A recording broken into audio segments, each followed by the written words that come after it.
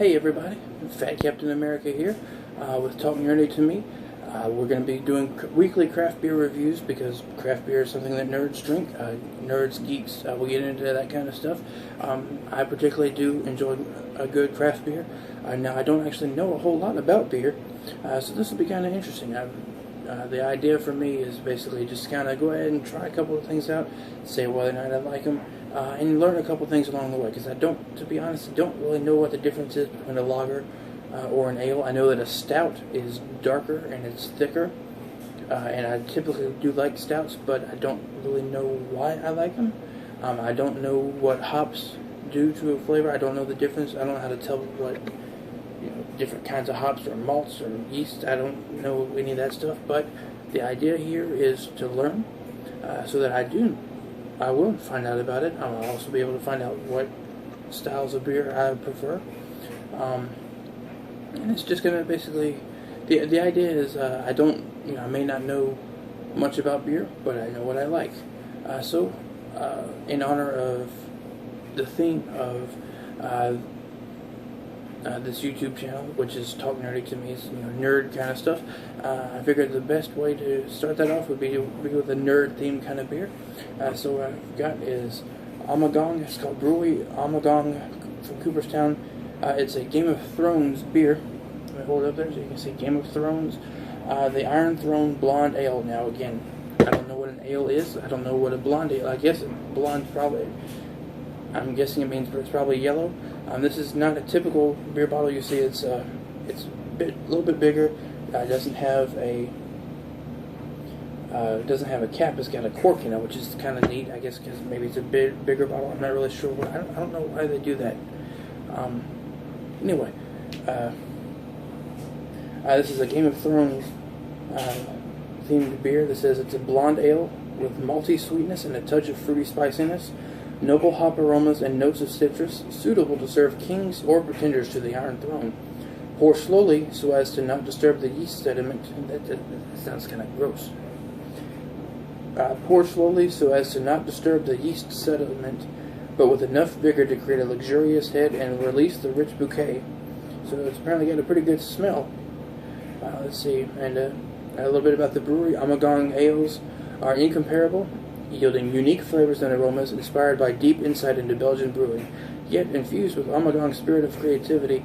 Each ale offers perfect balance and pure drinking pleasure. Now again, notice I don't know that much about beer myself. They talked about spiciness, fruitiness. I don't know what any of that stuff is. I can just tell you if a beer tastes good or if I don't like the way that it tastes. I can even tell it may taste great and maybe I just don't like it. I'll just let you know what I think, and then I've also got some reviews from Beer Advocate over here that I'll look up. I'll give you the highest rated beer review from Beer Advocate as well as the lowest rated review from Beer Advocate, and let you decide. Now, what Ommegang Brewery says about itself. They are from Cooperstown. And I'm sorry, I just lost it. I'm trying to pull it back up. There we go. The website setup is not the greatest. It's cool, it's innovative, but it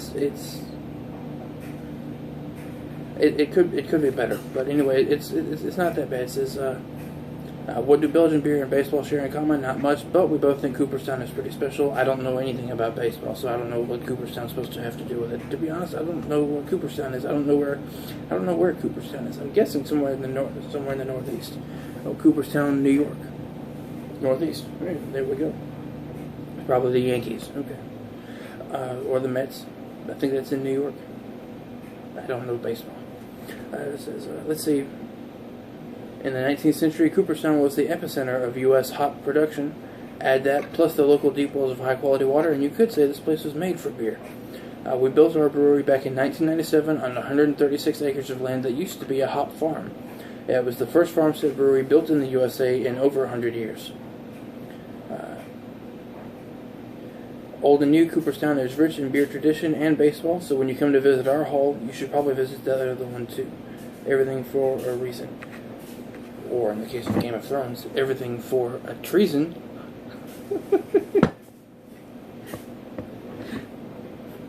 Okay, that was stupid. Let me go ahead and crack this open. I guess you can't really crack it open, it's a cork. Let me pop it open. So you have this little thing here, you twist it open, sort of like with a like wine or sparkling wine or champagne. Let's get the cork out. I apologize again if I'm doing this wrong. If I'm doing it wrong and you're actually watching this, let me know in the comments. Show me how to do it better.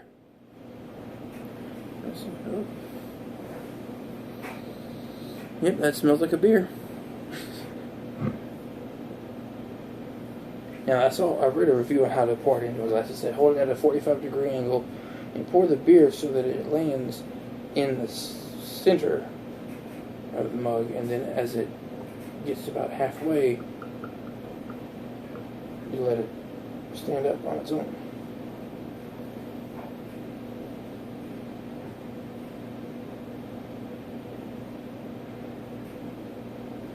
I think I'm pouring it too much because I think that's way too much head.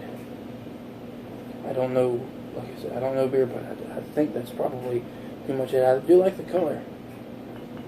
Certainly blonde. I'm messing this all up.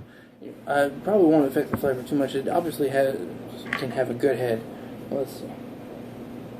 Oh, this is a mug I got as a groomsman's gift from one of my best friend's wedding. It's got my name up there, and then it has on the back. It's got a mustache, so it's kind of cool.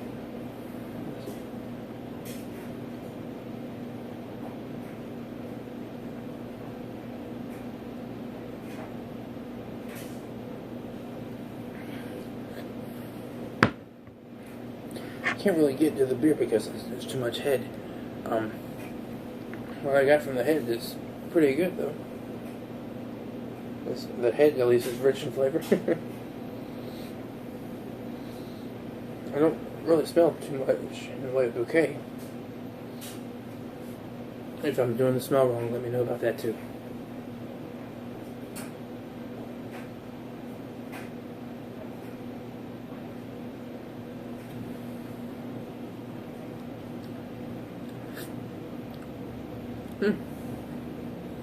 Yeah. I managed to actually get some of the beer in there.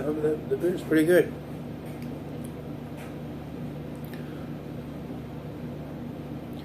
It's a little bitter, which is good. I kind of prefer bitter, so that's not bad. It is a little bit. I wanted just to say, it says it's a 6.5% alcohol by volume. It's brewed with grains of paradise and lemon peel. Part of the Duvel family of fine Belgian ales.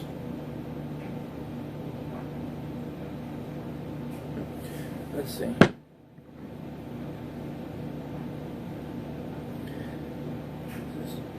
Launching it, brewery Ommegang and HBO are partnering on a series of beers inspired by the critically acclaimed drama Game of Thrones. Launching ahead of the season 3 debut on March 31st, Iron Throne, a blonde ale, is the inaugural beer in the series and the result of a creative collaboration between brewmaster Phil Leinhart and HBO. Tasting notes, it says it has a slightly hazy golden amber hue. It's definitely golden. Definitely golden and amber. The head is full and fluffy, well, especially when you pour it wrong the way I think I did. The finish is crisp, basked by a touch of spice and hops. I can definitely say it's definitely crisp. I don't know about spice or hops, but I know it was definitely crisp. The aroma is a bit grassy with a hint of lemon fruitiness from the lemon peel. The taste is like, lemon peel, yeah, it's got kind of a lemon peel, like kind of a peel aftertaste, which isn't bad necessarily. It's not that great. It's not bad though either. The taste is lightly malty, rounded by honey malt sweetness. Let's see.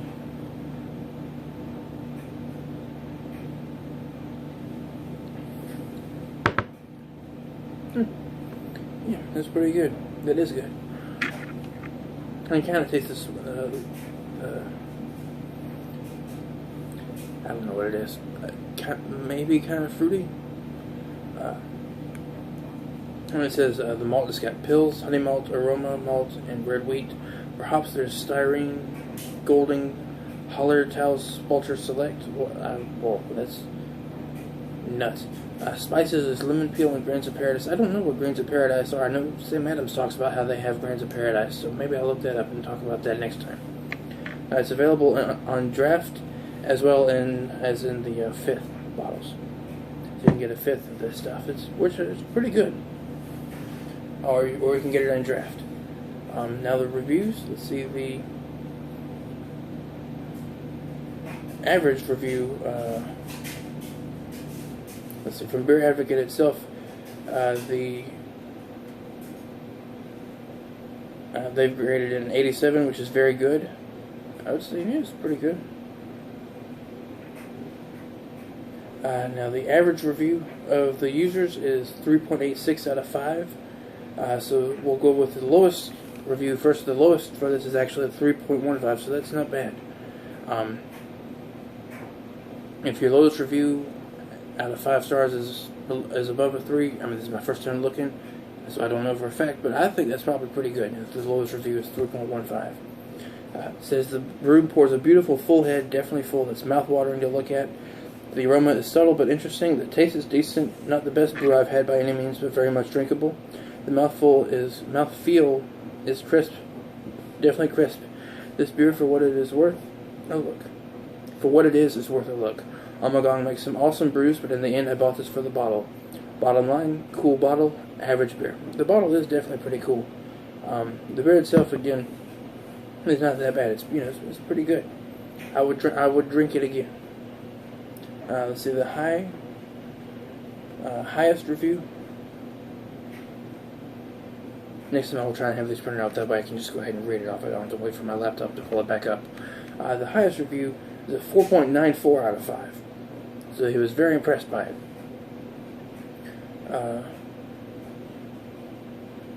The very pale golden Lannister inspired bottle. Oh yeah, that makes sense. Pale golden Lannister. Yes, Lannisters have golden hair. Lannister inspired body, and the rapidly rising carbonation bubbles, which formed a large 3-finger thick head. Maybe that wasn't my fault then. Made this beer look very similar to Duvel, whatever that is. The smell was spicy, fruity, sweet, and slightly funky, which were all indicators of a yeast and wheat-dominated beer. I have no idea what he's talking about. I couldn't smell anything. It just smelled like a beer. But we'll take his word for it, because he sounds like he knows what he's talking about. Each sip presented classic Belgian strong ale flavors of lemon, pear, white pepper, clove, banana, and a fish that was quite barnyard funky.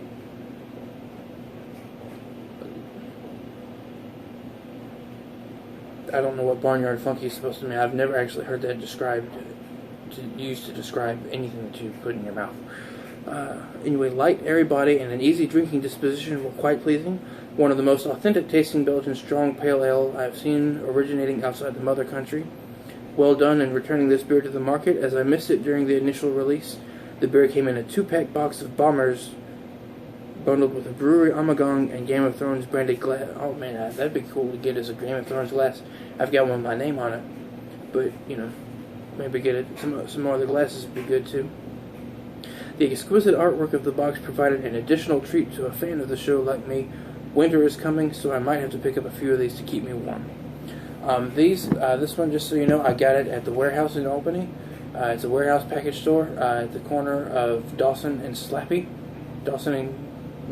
Corner of Dawson and Gillianville. That's the road I live on. Dawson and Gillianville. I believe it was about, I think it was $8 for this bottle. $8, $7.99, something like that. So it's not, it's a lot for a bottle, for a single bottle, but there's a lot in there. I guess it's really like two beers. But like if you're going to a bar, and it'd be probably about $3, $4 for a beer. So getting 2 of those. Anyway, it was $8 for that. $8 for this Game of Thrones Iron Throne Blonde Ale. Would I drink it again? Yes. Do I like the way it looks? Yes. I would definitely buy it again. I hope you enjoyed this review. If you have any comments, please feel free to leave them down below, and we will go ahead and sign off. Live long and prosper.